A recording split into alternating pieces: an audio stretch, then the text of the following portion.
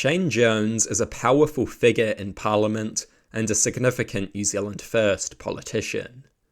Shane Jones wants to let foreign companies plunder New Zealand's natural resources.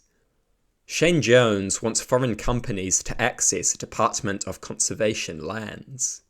Shane Jones wants to let these foreign companies plunder our lands, run away with the resources, make the profit, and leave a big mess for us to clean up.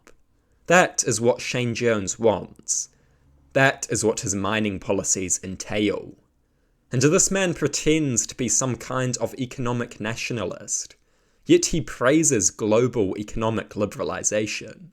Yet he wants foreign companies to plunder our resources. What a joke. And for what gain?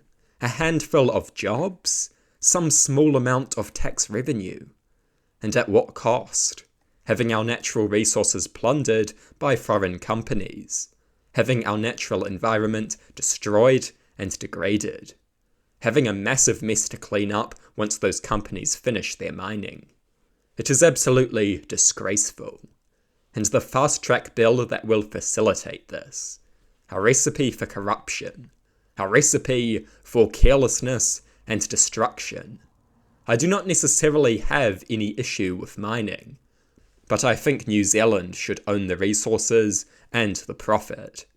I think we should be careful and cautious to minimise needless destruction of the environment. Shane Jones does not share these views.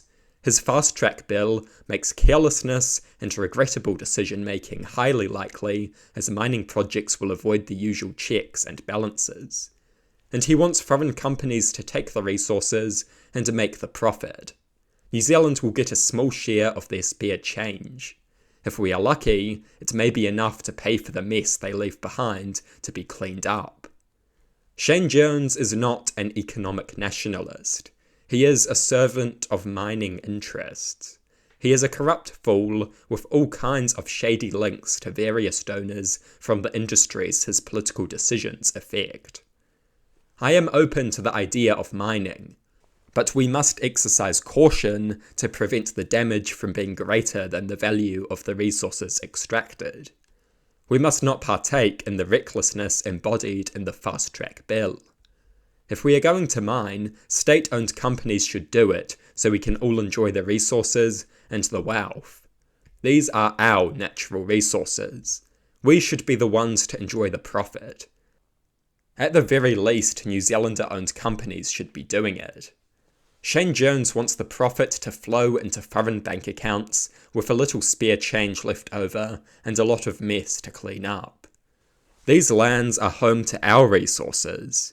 If we are going to dig those resources up, we should create and invest in state-owned enterprises that can ensure we have access to the profit.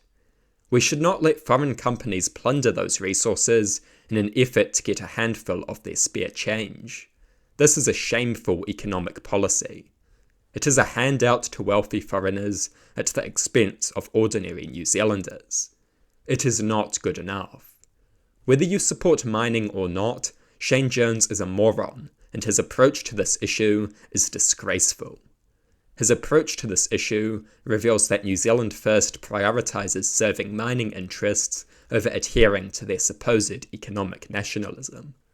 They pretend to be economic nationalists, yet they can't wait to let foreign companies destroy our environment and plunder our resources.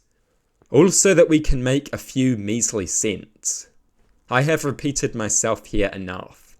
Shane Jones and his mining policy is disgraceful and shameful.